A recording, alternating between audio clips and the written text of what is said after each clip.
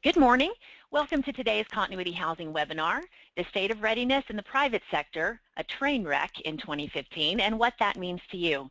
I'm Michelle Lowther with Continuity Housing, where we provide our clients with contractually guaranteed hotel rooms for the critical employees of larger and mid-sized companies in order to help prevent a business disruption in the event of a crisis.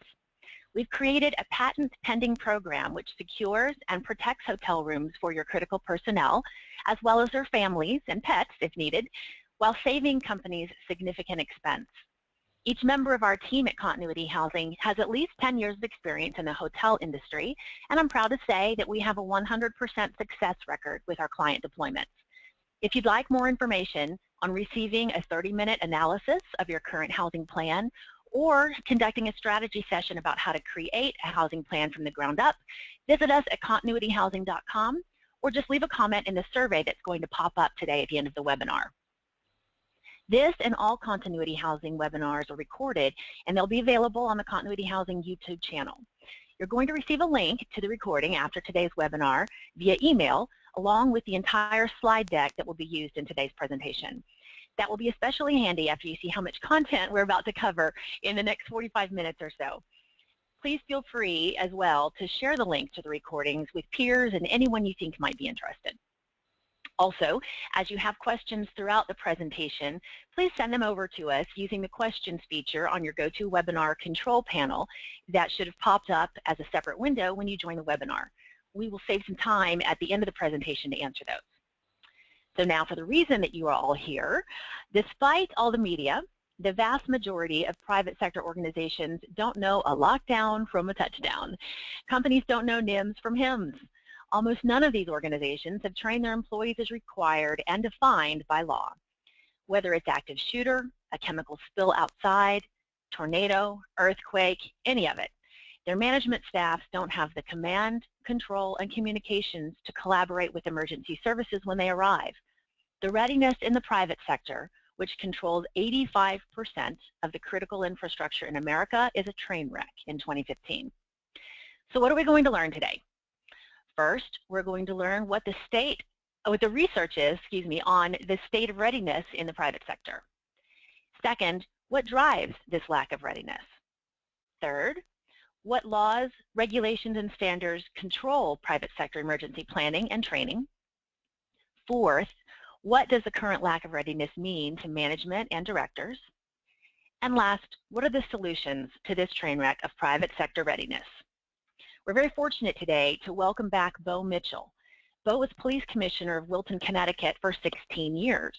He retired in February 2001 to found 911 Consulting, which creates emergency, disaster recovery, business continuity, crisis communications, and pandemic plans, plus training and exercises for organizations such as GE, Hyatt, MasterCard, many colleges and universities, plus 26 secondary schools.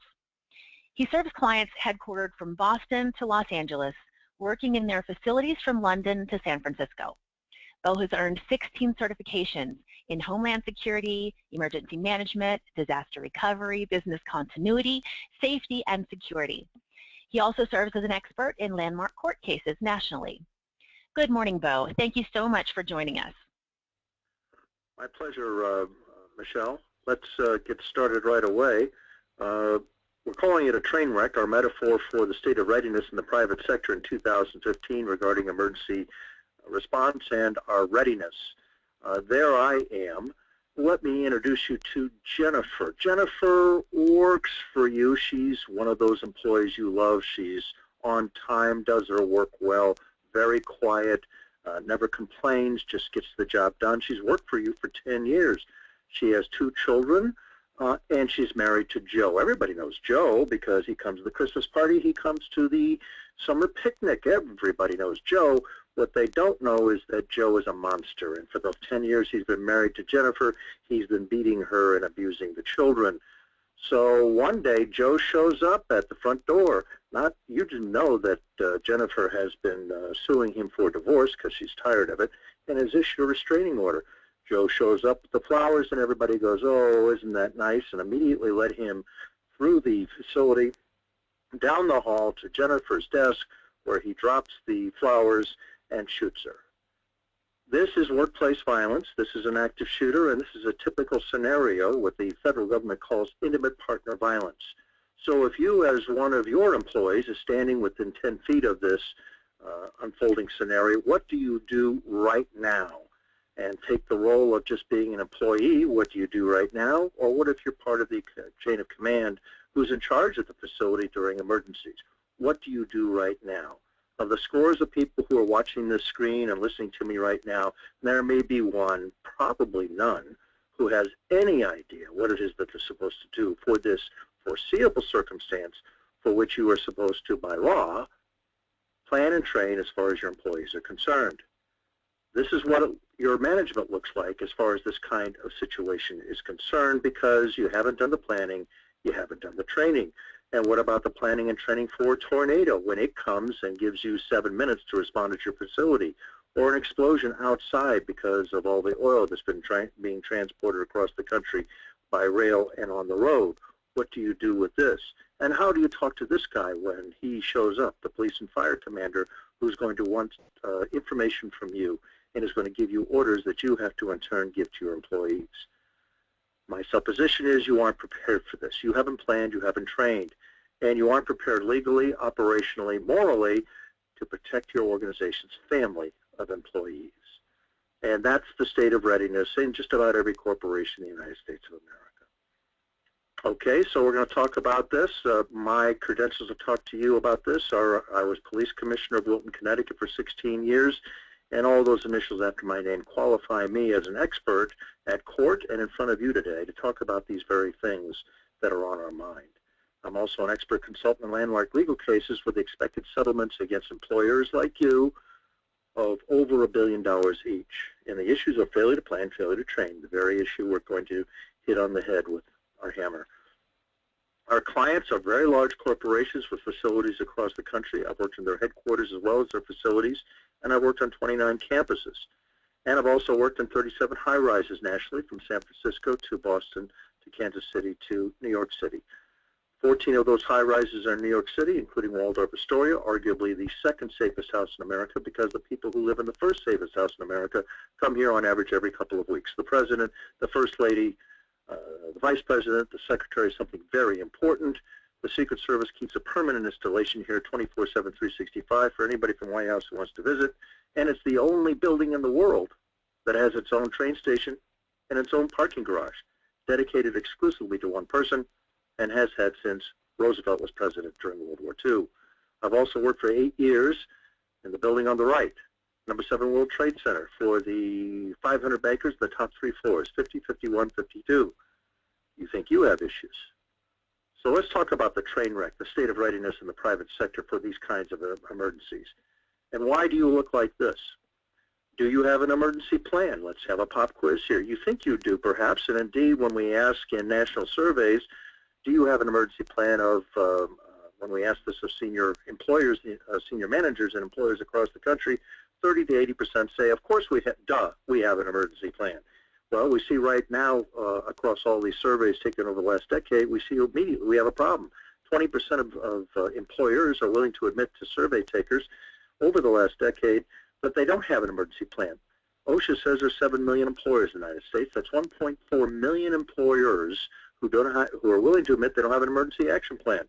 Now, you may think that the mom and pop down the street, but it turns out it's the bell-shaped curve. It's Fortune 5 companies as well as the deli down the street and everything in between. And why 30 to 80%? Well, it turns out most senior managers don't know what an emergency action plan is, really don't have any concept about it. If you want more evidence about this, take a look at these guys. They had this major disaster in the Gulf. Congress asked for all of their emergency action planning and training records, and it turns out they really didn't have an emergency action plan. You would think that these guys are very professional at that. This is hardly the first fire or oil spill from an oil company, and they turned out they didn't have much. And what they did have was plagiarized from all the other major oil companies. This is Congress issuing the subpoenas. We can all read them. They're all online. And they all were exactly the same. The number of pages were the same. The paragraphing was all the same. Even the emergency contacts were the same at the end, because all they did is plagiarize. They cut and paste emergency service, emergency response. This is the state of readiness. some of those emergency contacts in all 5 plans for the 5 major oil companies were the same, including a consultant who had retired and another emergency contact who was dead. I guess there's an app for that. And what about these guys? This is hardly the first ship that's hit a rock and sunk. I think the Titanic was over 100 years ago. So, you know, the idea that we should have professional emergency planning should work for these guys, but it turns out when they subpoenaed the records, they didn't have one. Indeed, the captain abandoned ship as the first person off the boat. I don't think that's in the emergency plan. And what about Fukushima? These guys never planned for an earthquake like the one they saw, and a tsunami, never in the plan. So they didn't have a very actionable plan, or a legal one for that matter.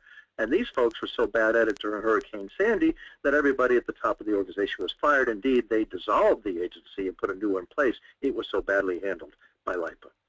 So you would think that the people who should know about this stuff would have it right, and indeed they didn't, time after time after time. So our research and the facts of the matter is that we don't have good plans, we haven't trained them to all employees, and this is ubiquitous across the United States as far as private sector employers are concerned.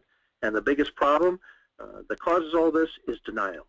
You know, bad things don't happen to nice people, and we're all nice people, or whatever other reason that's used, but it's all about denial. So emergency action plans, do you have them? Well, one more piece of research for you. I have reviewed 500 emergency plans over the last 14 years. Guess how many of them are OSHA compliant? 1. You see my client list. It's not the Bo Mitchell Storm Door Factory. These are Fortune 5, Fortune 50, Fortune 500 companies. And that's why I say there's a train wreck in 2015, and it's all about the state of readiness in the private sector as far as emergency planning and training is concerned.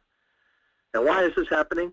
Well, it becomes more and more difficult to understand why this is the case, because our belief system no longer applies after both crashes.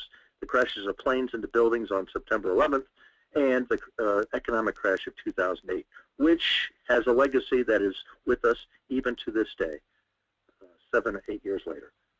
The disconnect is between emergency services and between the private sector. The disconnect is that emergency services assume that all corporations are well prepared because, hey, they must have been reading the newspaper. They know they have to prepare for this stuff, and that turns out to be wrong. The research on this is unassailable. And corporations assume that emergency services do all the response work. You know, I just call 911 and step back, and they take care of everything. This is also a wrong assumption, which we'll explore in a minute more carefully. So this is the train wreck on a national scale. So most corporations are convinced that they dial 911, the U.S. cavalry will show up just like on TV and take care of us in less than 4 minutes. What is the readiness, the state of art of readiness in corporations? Well, I go in and ask for an emergency plan. I get a disaster recovery plan, something quite different, where a tornado may have been thrown in to make it sound like an emergency action plan. Almost always it's about data, never about people. Called emergency action plan? Hardly ever. Is it all hazards? Never. Trained annually? Almost never. All employees? Never. OSHA compliant? Well, 1 out of 500 is the percentage that you should keep in your mind. So the emergency action plan in most corporations is, if we need help, we'll dial 911 and they'll fix our problem. And that's why you look like this. So what's the state of the art of readiness in emergency services? Let's look at that piece of the puzzle. Well, municipalities have been functionally bankrupt for the last 20 years. Long before there was a crash, they've been cutting budgets and cutting people, especially given the recession of 2008. This is the case in emergency services. And manpower in emergency services has been cut. Let me show you how that works. Fire officers. 1.1 million fire officers in the United States of America employed by municipalities to fight fires. 65% of these officers are volunteers. The others are paid. This is down 3.6% because of the recession as of 2010. It was at an all-time high in 2009, but now down. And since and this is the lowest level since 2004. Let's look at police officers. The number of local law enforcement officers in 2008, as the recession was starting, was 765,000. And during the period 2000-2008. That number increased 8%, not 8% a year, but 8% cumulative, which means there are about 1 police officer for every 400 citizens in the United States of America. But then 2011, we have more research showing how bad the economy affected the number of LEOs in the United States. 12,000 were fired because of the recession. 30,000 positions went unfilled, which means that we're down 5.5%. And that's the first decrease in 25 years. And when you ask the IACP, International Association of Chiefs of Police, what's happening in their departments, the research is that 85% say that their budget dollars are going down, and 98% forecast that this will continue to be the case in out years. So what are they cutting? Both the police and fire departments. Well, special teams like SWAT or bomb squads, the very people you're going to want to come in, for instance, for Jennifer. Training, the cutting training, the lifeblood of any organization, especially police and fire departments, not to mention your company. Supervisors, patrol, all of these things are being cut as far as the police and fire departments in your jurisdiction across the United States, which means the state of readiness is degrading. And then there's research from the Council for Excellence in Government from March 2004. Now, this is over a decade old, and you may want to dismiss it for that. Don't do that, because the statistics stand. Only 1/4 of emergency responder officials say that they are adequately prepared to react to a large-scale emergency or terrorist threat, like the killing of Jennifer. That is a terrorist threat. 65% of emergency responder officials say that they are, quote, only somewhat prepared. The disconnect here, then, let me bring it home to you, is that emergency services, when looking at corporations, think first, corporations prepare and train. Since 9/11, September 11th, all are well prepared and trained, and protecting people is their highest priority. Well, these are all myths that emergency services have, but they're strongly held ones because corporations aren't prepared. Since September 11th, nothing's truly changed, and protecting people is not the highest priority of corporations. Profits and so many other things are well ahead of that priority. And let's look at corporations, how they look back at emergency services. All we need to do is call 911. My corporation has a robust emergency action plan, which we've learned that they don't. And since September 11th, police, fire, and EMS have the best of everything. Well, they don't. In fact, they've been cutting the best of everything by way of people and equipment. So this is the disconnect. This is our train wreck regarding the state of readiness. And that's what a train wreck looks like. It's not pretty, but there it is. I submit that America is a third world country when it comes to emergency preparedness and crisis response. People in Europe, people across Asia, these people were, during World War II, were flattened by various armies, from the American to the German to the British to the Japanese armies. They have grandfathers and grandparents who know about this kind of stuff and have, as a result, a culture of preparedness. We do not. So why is all this happening in American companies? Again, it's about denial. And Henry Kissinger said it perfectly. There cannot be a crisis next week. My schedule is already full. This is the attitude that we have in companies regarding emergency preparedness. So let's look at the assessment of the private sector as far as looking at the public sector. You are not going to change the emergency services in your jurisdiction. You cannot change the way that they operate, and please remember they are response agencies, not planning agencies. So you have to take responsibility to get this right. You have to make sure that as the employer that you have this right. By the way, that is your duty of care under law. Which brings me to yo-yo. What does yo-yo stand for? It's my bumper sticker for you. You're on your own. You have to figure this out. It's not like on TV where you dial 911 and everybody shows up in less than 2 or 3 minutes. It doesn't work that way. And when you do dial 911, remember you are on your own. And you must.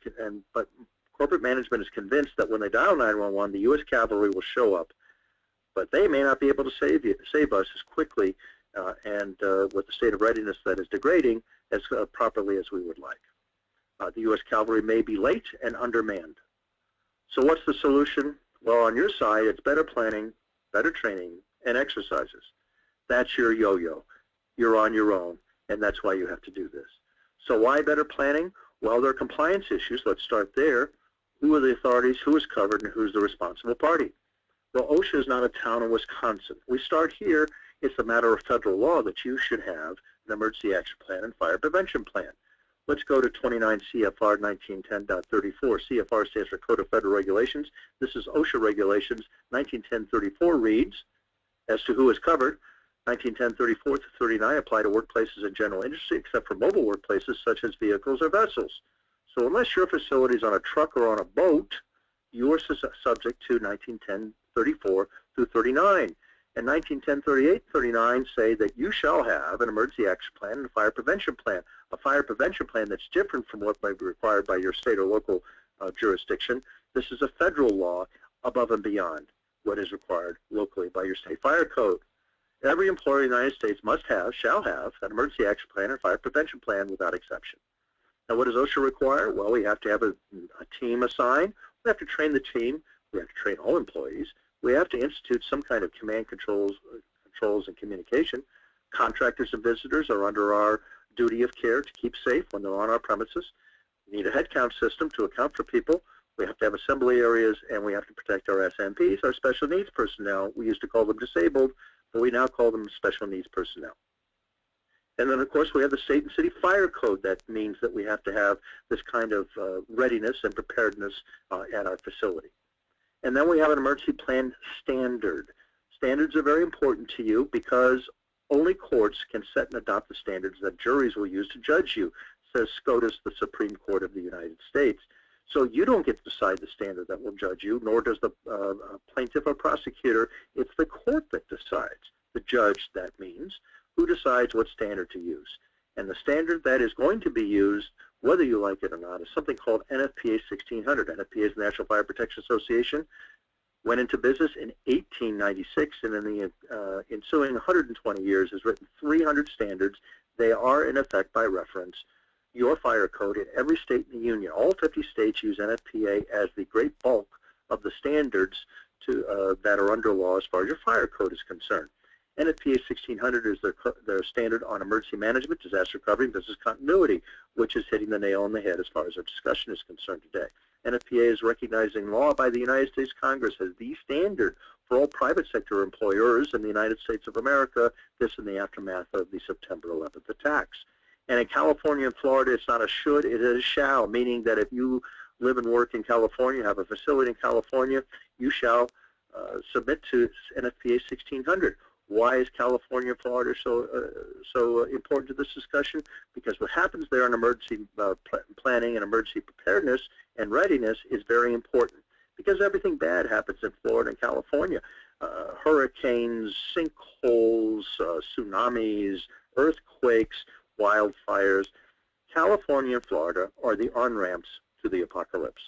Everything bad happens in Florida and California, and they've had departments of Homeland Security and offices of emergency management since World War II, long before New York or other cities around the country or other states around the country. 59 million Americans live in 2 states. 1 out of 5 Americans live in California and Florida. So when these 2 states talk about emergency preparedness, courts, judges, every third party who's going to judge you sits up and takes notice. And then there's the best fire department in the world, FDNY, the Fire Department City of New York, which has the most robust planning law in the world for facilities like yours, inspired by NFPA 1600. Department of Homeland Security passed new regulations in 2012, specifically aimed at private sector employers in the United States of America regarding emergency preparedness. Again, NFPA 1600 is their standard.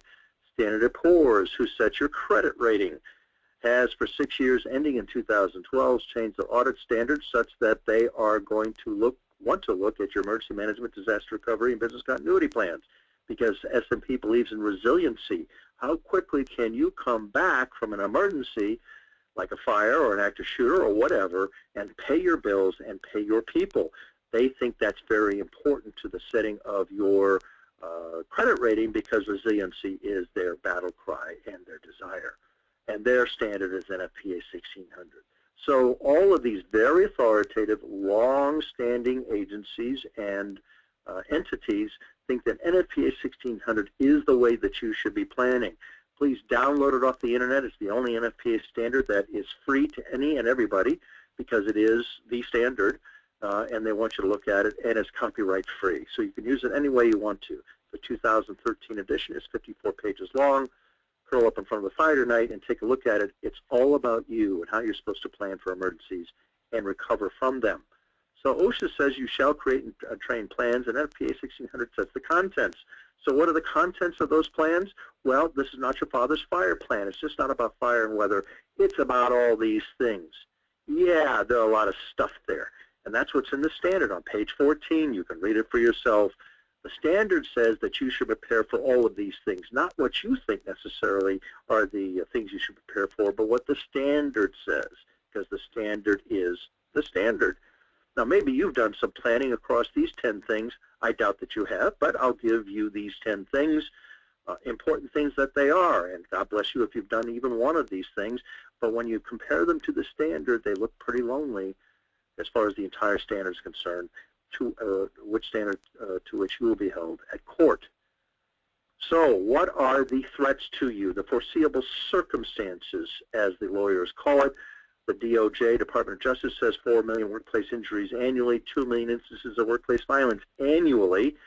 Every day, 2 people are murdered in the American workplace. This is homicides, not machines or anything. These are people killed by a firearm or a knife, as they will be today on average. 2 people will die in the American workplace. Every hour, a little bit more than the time we spend together today, 26 women will be raped in the American workplace, and this is the most underreported felony in the land.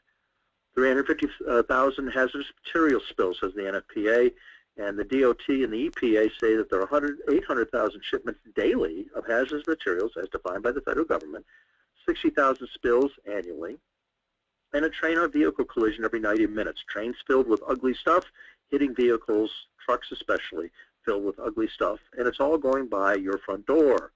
10,000 sudden cardiac events every year in the American workplace, says the American Red Cross. 75 million adults are diabetics, pre-diabetics, or diabetics and don't know it. 1 out of 3 adults in your facility right now has this condition. So you could find somebody slumped on the floor or slumped at their desk, and you have 1 minute to figure out if you're giving them a glass of orange juice or dialing the EMTs.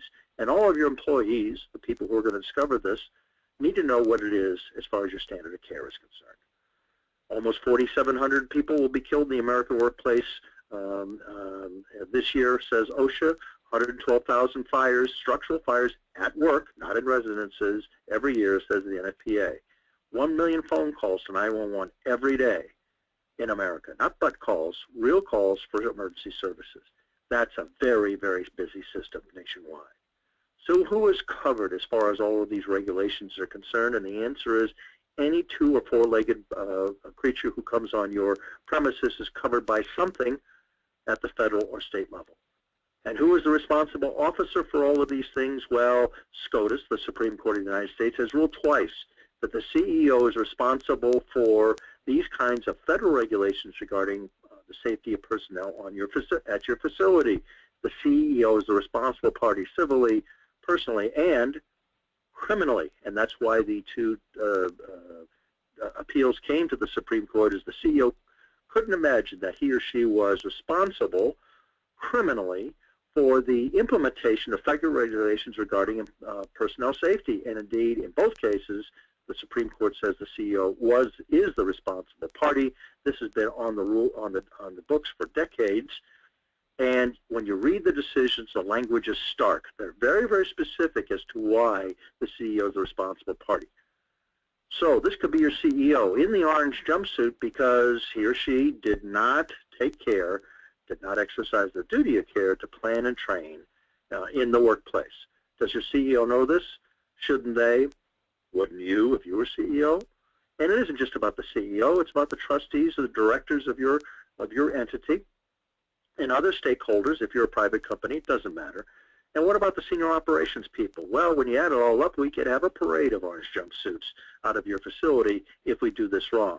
And if you think I'm exaggerating or just speaking in hypothetics, in California, this is all 2015, a chief executive officer was found guilty by a jury because of a workplace death for which he did not plan and train, and has been sentenced to 2 years in prison.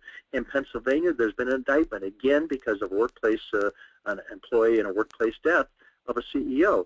And in New York City, just this past week, there was an indictment of a CEO. There he is, being booked because he didn't plan and train effectively for his workplace. So this is going on right now, right under our noses. You don't want to be this guy in handcuffs being processed. We've talked about planning. What about training? We need better training. And corporations are notorious for undertraining. Yeah, we've got the paperwork right, I think. We really don't, but we think that. But have we trained it? The American military expression is correct. We don't rise to the occasion during an emergency. I'm going to burst your bubble. Bruce Willis does not exist. You've all been watching too much TV. Just because we have an emergency, the untrained visitor who comes to our facility isn't going to rise up and save everybody's lives. That's Hollywood. It's not real life. We don't rise to the occasion during the emergency. We sink to our level of training, and untrained, our employees just sink. Great plans are a smart thing. Training is everything. We've got to get the words off the paper into people's heads, and if we fail to do that, then we failed to train, and we're in trouble with everybody. Under OSHA regulations, training is mandatory. We have to train all personnel in a classroom annually and at hire by a qualified trainer, qualified by experience or training under the definition of a trainer by OSHA. So if your employees haven't been in a classroom looking like this in the last 364 days, they have a very precise definition of annual, 364 days, then you have not trained your employees, all of your employees. Thus, you are not OSHA compliant. And as far as on-screen training is concerned, can supplement, but can never substitute for that classroom training. No 800 numbers to dial out, no videos of the guy who trained yesterday for the new class today. Live training with a qualified trainer. And why is this so important? Well, we've discussed a number of reasons, but another insight for you is you have to understand the police, fire, and EMTs are not the first responders. They are the official responders. The first responders are your employees. No one can change the physics of this. The first person to see Jennifer being shot or a fire or a tornado coming, it's always going to be an employee. They're always the first responders. If you have a health event, the person standing next to you, that fellow employee, is your first responder. Hopefully you've trained them so that they know what to do when you go down. And then I hear this one all the time. Employees hate this stuff. This is bull. Employees don't hate this stuff. How do we know that? Again, the research is very clear. Across America, when we ask employees, the very employees who work for you, what's the most important issue at work? 85% come back and say safety is their most important issue at work, beating out all the things I thought would be number one, wages, vacation, leave, 6 days. All of these things were a distant number two, less than 50%. There was no number two, just a jumble of things past that. 85% say safety is the most important issue. I have trained 24,000 employees over the last 14 years, employees like yours in facilities like yours across America. At the end of that training, I always give out, it's all hazards training. It covers all those things that were on that slide a few minutes ago. At the end of the training, I hand them a survey that's anonymous and confidential. They hand it to me, not to their bosses. I'm the one who looks at the surveys. And we ask them if they're not confident they know what to do for any of the emergencies that we talked about, which is all hazards, so it's all the emergencies that could affect them. 98.5% of those 24,000 employees in workplaces all over America, whether they be manufacturing, white-collar environments, whatever, 98.5% came back and said they were confident or very confident that they knew now how to take care of an emergency when it struck them in their workplace. Now, we know, ladies and gentlemen, this is not because of my boyish charm. It's because we took the scary out of the discussion, we made everyone comfortable about what they had to do when the peat moss hits the fan, and we empowered all to know what to do when there was an emergency. They didn't have to think about it. They knew exactly what to do as they're standing 10 feet from Jennifer, who just went down. They didn't look like doves in the headlights. Training is everything. And let me show you how the training can go wrong and how expensive it can be. This is the Cook County Fire in Chicago, Illinois. 6 employees, everybody in this building, thousands of employees work for in a white-collar environment. What could happen in a white-collar environment? Paper cuts? Is that the big risk there? Well, if you haven't planned and trained, a fire can do this, and smoke is what kills, not fires. And 6 people died. 6 people who were employees of tenant employers in the building. 6 of them died across a number of different employers.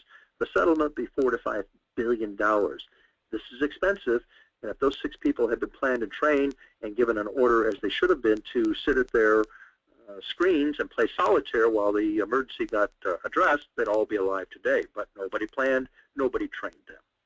One Meridian Plaza, 3 dead, $4 billion settlement. First Interstate Bank in Los Angeles, 1 dead, $2 billion settlement. So this is very expensive stuff if you fail to plan and fail to train. So What do we do to solve the yo-yo, you're on your own problem and you can't get anybody to change? It's all about you changing, whether you want to or not. And that means better planning, better training, and exercises. And why exercises? Well, because it's a great way to test the plan. If the planning and training are there, you want to find out through an exercise if anybody was listening. And a tabletop exercise, abbreviated TTX, is a great way of teaching people to see what gaps there are. Even though we planned and trained, there are going to be gaps. We need to fill them in, and it's great selling. We can put senior managers in the room to watch that tabletop exercise and have them understand just how important it is that we plan, we train, we exercise, and then we go back and fix the plan and fix the training, because we're always in the business of making sure that it's better every day as things change. And as far as a TTX is concerned, a tabletop exercise, you can use an insider, an outsider, spend a morning over coffee and donuts in a conference room, put senior administrators and managers in the room, and develop a list of lessons learned. Let's make the mistakes during a tabletop exercise in your conference room rather than when the real emergency comes. So that's the solution. Better planning, better training, and exercises so that you can answer the question, what do you do right now? Because there are answers to these questions. These are all foreseeable circumstances, and you can't take the attitude, well, nobody knows what to do in this situation. We just call 911. That's not going to work. It's not good legally. It's not good operationally. So how do we sell it? How do we sell it to management, to the directors, to the employees? Well, I often get the answer, what's our return on investment for spending the time and the effort and money in order to get the job done? So what's the return on investment? Well, my answer for your consideration is, if we're never hit, our ROI is 0. Thank God. But if we are hit, our ROI is measured in the savings of tens of millions of dollars, because we've seen how expensive this stuff gets if we don't do it right. And we are responsible to do it under law.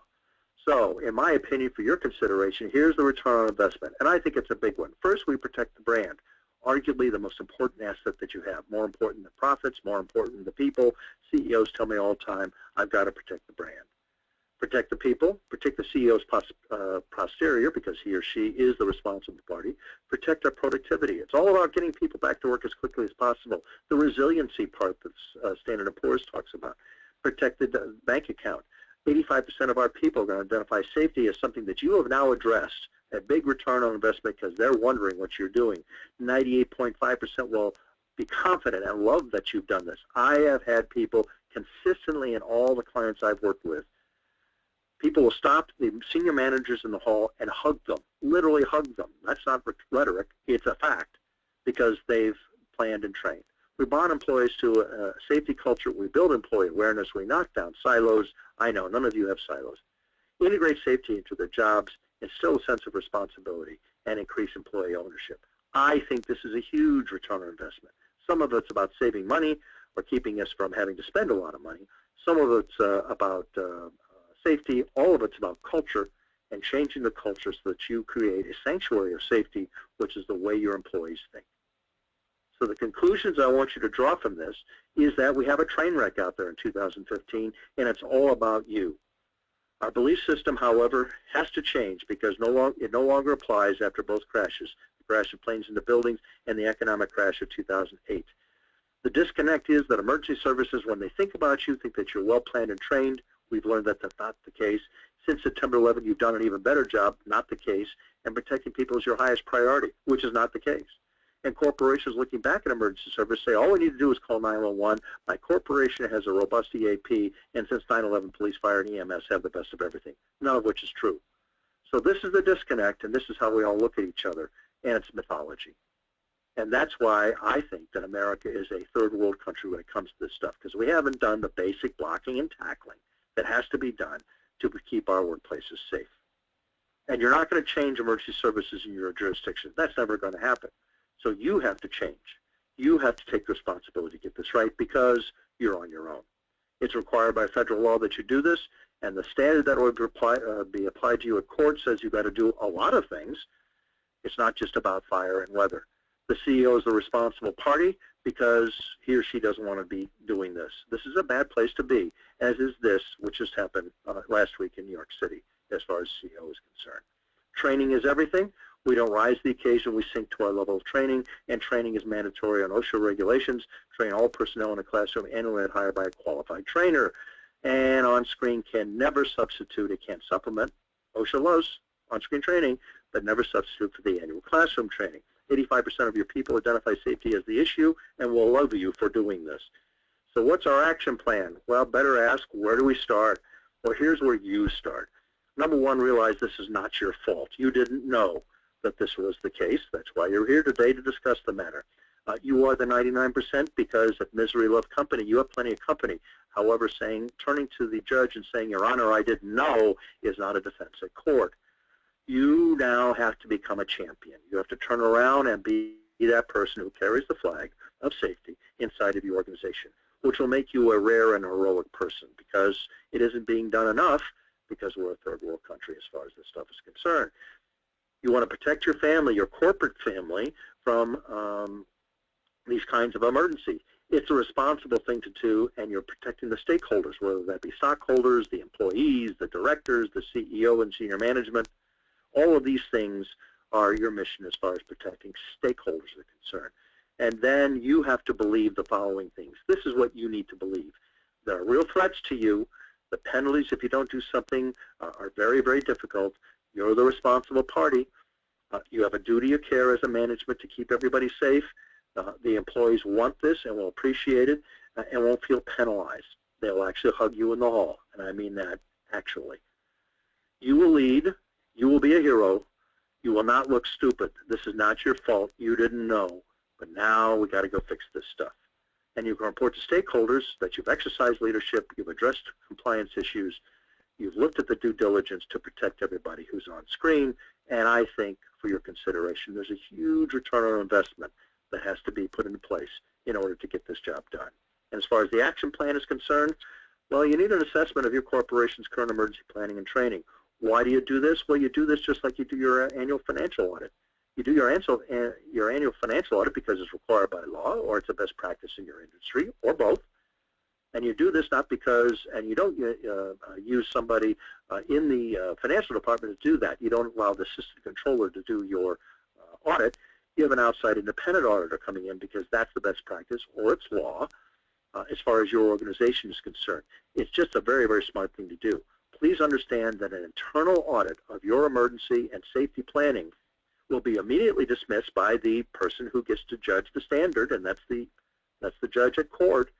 And at court, by any third-party agency, an inside assessment is always dismissed because it's considered to be degraded by command influence, your internal politics, your silos, and it's dismissed because all of those things are true.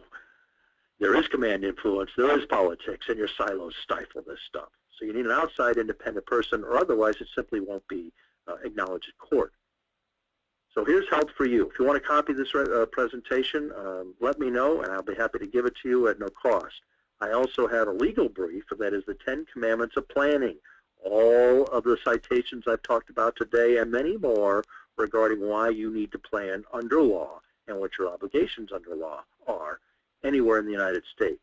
And the 10 Commandments of Training. Again, the citations regarding all the training for which you are responsible of your employees, worked out by all of the lawyers I've worked for very large organizations over the last 14 years. They've done all the work for us. I'm just putting it on a piece of paper in front of you. So we have a train wreck in 2015 because the state of readiness in private sector is not very good. And we've talked today what that means to you and how you can solve that problem. Are there any questions? We have gotten some questions. First, though, let me say great job, Bo, as always. You do such a good job of covering a lot of info in a short period of time, so we appreciate that. We do like to be mindful of everybody's schedule. It's been 45 minutes, and I think we promised you guys 45 minutes, so we have a handful of questions. We're going to get to as many as we can, and if there are any left over that we haven't the time to answer, we're going to send those along via email to Bo, and he can follow up with the people that ask those questions on an individual basis. If we have any more questions, please use your questions feature in that control panel, just a quick reminder on that. and send them over to us, and we'll do our best to get to those while we're all still on the line. Okay, let's get in here. We have one from David. Is there a precedent for a company to proactively get involved with domestic abuse if the employee repeatedly resists assistance? Important question that is, because like Jennifer, she did nothing to tell her employer that this kind of threat was out there, and that's pretty common. Certainly it's probably the 99%, but you need to have a plan and train that plan to all of your people that if one of your Jennifers is in trouble, that she informs you. Understand the restraining order Jennifer got is not a function of confidentiality. She had to get it from a court. It's a public document. So you ought to tell her, you ought to require that she tell you that she's going through a divorce, again, a public document, and that she's got a restraining order. These are public things. We're not invading anybody's privacy. We just didn't know. And that could have changed that scenario that you saw at the top of this presentation, because now we know that Joe is a monster. And we don't like Joe anymore. He isn't just the friendly guy we saw at the Christmas party. So yes, you want to change your culture, get people to report this stuff because it's in your best interest, it's in Jennifer's best interest, it's in everybody's best interest to get this job done and make sure that we're aware. Report, report, report. Okay, makes sense. The next one is, ironically, from Jennifer. But before I ask that, I wanted to just remind everybody, because we've been getting some questions about this, yes, you will receive a copy of the slide deck. So that will automatically be sent to everybody who registered for today's webinar via email later today. So just wanted to put that out there. All right. Question is there a standard for an emergency response plan that's closer to watertight as far as liability from a legal standpoint? This is America. Anybody can be sued. So that's going to happen no matter what you do. You have to be prepared for that. The best way to counter that suit and get summary judgment to have that suit dismissed is to make sure, A, that you're compliant with the law, because if you haven't complied with the law, then you're going to be in serious trouble in the eyes of the court. Second, you want to make sure you use the standard, NFPA 1600. That is, in my world, the Bible. Everybody knows it. Everybody understands it. It's your job for your organization to know it too and treat it like the Bible. It is the thing that tells you what you have to do, and if you can turn to any third party and say, hey, we use the NFPA 1600, here it is, read it for yourself, there is no ironclad bulletproof situation, because, you know, this is America, everybody gets sued, but now you're in a position to say, we've done our job here, Your Honor, we should not be having this discussion anymore. That's where you want to be.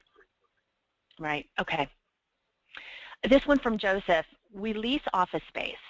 Isn't it the building owner's responsibility to keep the facilities safe? One of the great myths in the United States of America is that if I lease space in a high-rise or anywhere, in any state, then suddenly it's the landlord's problem.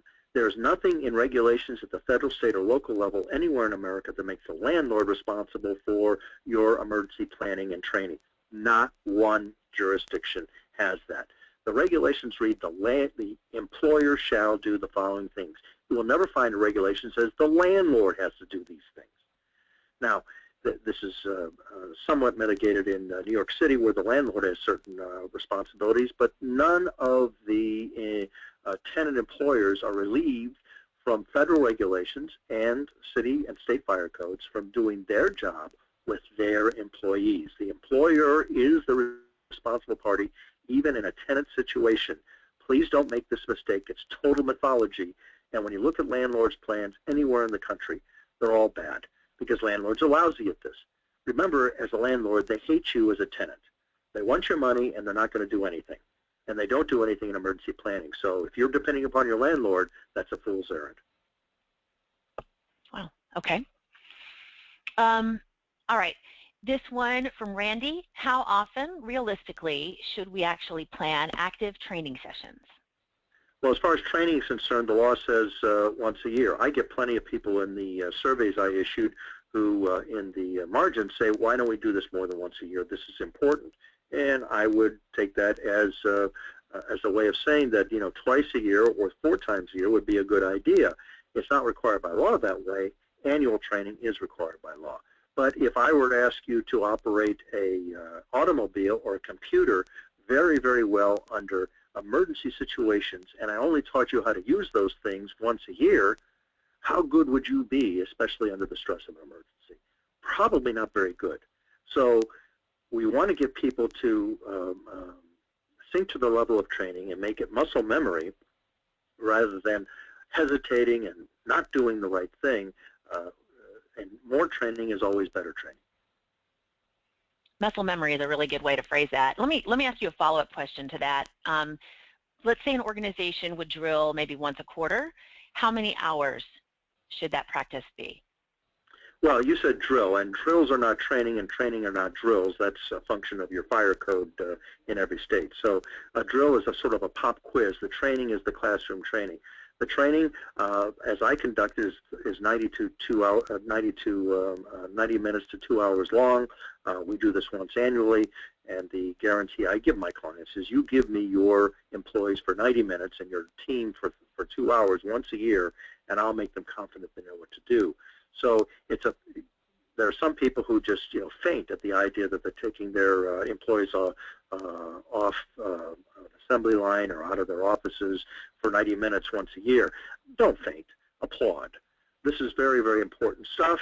You're exercising your duty of care. You're addressing what everybody wants to hear from as far as your employees are concerned. And 90 minutes in a 365-day is not a big investment to get this stuff right. Right. Right. Okay, we have this one. Let's see. John asks, NFPA 1600 does not provide definitions for shelter in place, lockdown, shelter, etc. I guess definitions for those terms.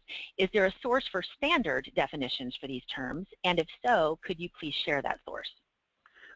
Standards for these things, no, and it's an important question. It's a good one. You would love to go to the standard and have them explain in detail what does shelter in place, because shelter in place covers a lot of things. It could be keeping people inside because of a tornado. It could be going to the basement because of a tornado or another safe room in the organization. It can be called a lockdown because that's a form of shelter in place, or a lockout. So shelter in place is complicated, and it's very site specific. Is in a high-rise at number 7 World Trade Center, it's much different than in a low-rise in the middle of Iowa.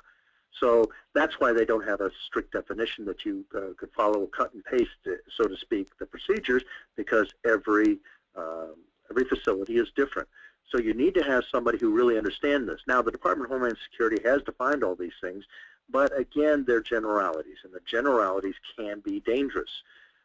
In a lockdown situation, run, hide, fight is a very good way of thinking about a continuum of decisions that the person who was 10 feet away from Jennifer should have had in their heads and been trained on. But the generalities are dangerous because if Jennifer's in a low-rise, it's going to be different than Jennifer's in a high-rise. So that's why they don't spell it out for you. You have to do this as an expert, just like you run your company as an expert on any kind of procedure that you have, operationally speaking. You have to understand what this means from an emergency standpoint. You're on your own. Right. Okay, so we have just one more, and this one is from Melissa. When it comes to Jennifer's death on site, isn't our only response to call 911? This is a mythology that we all have to get out of our heads. When we dial 911, yes, we are calling experts to come in, but understand what they're doing. And this is a function of written procedure as far as each of your jurisdictions are concerned. It's called the active shooter protocol. What they do is they come to the front door, they find the guy with the gun, and they kill him. Now, that's what they're doing. Meanwhile, as they are taking care of that tactical situation, or think of it as a fire that the fire department is fighting, it's all very tactical to them. Meanwhile, the rest of your facility is yours to command and control. You have to take care of all your people who did the running or the hiding or the fighting or whatever, who are not involved in that tactical situation. If you have 100 employees and one of your employees is involved in the fire or the active shooter, what are you doing with the 99 in the balance of your facility? These are all things that you're supposed to plan and train because these things unfold very quickly. The FBI and the NYPD tell us that just about all active shooter incidents over in 8 minutes, and the vast majority 4 to 5 minutes. Well, that's long before police and fire can get there. Your employees are the first responders. It's all going to happen in a chaotic situation. It's all going to happen very quickly, and you're responsible under law to have told all your employees all of these things we talked about today so they know how to respond. so that we don't have more people hurt or killed during these incidences. So you have to figure this out, and you have to do it site by site. Site-specific is legal jargon for getting it done for each of your facilities if you have multiple facilities in the same jurisdiction or across the country. You're on your own. Got it. You know, for everybody that's on today, it's interesting just from our standpoint as organizers of this to watch the attendance and to see if people are staying on the line or not staying on the line. And we haven't lost anybody. This is very compelling material. And Bo, you're obviously very knowledgeable. You have a great deal of expertise you've shared with us today. Thank you very much for the presentation. I'm sure I speak for everybody when I say that. If there's anyone who would like more information about those services, please visit 911consulting.com. And do remember, what's that? Oh, .net. I'm sorry. 911consulting.net. Thank you. And do remember also to visit continuityhousing.com or leave a comment in the survey if you're interested in how we might be able to provide your critical folks with guaranteed housing at hotels when the success of your plan depends on that. Finally, we will have a very brief survey about the webinar that's going to pop up when you close your browser. If you could just take, 30 seconds, 40 seconds to answer these questions, it really does help us to continue to improve our presentations for you. And obviously, that's very important to us. For Bo Mitchell of 911consulting.net and our behind-the-scenes guy, Fred Rogers of Continuity Housing, who is running our show today, I am Michelle Lowther. Thank you so much for joining us. We hope you all have a wonderful day.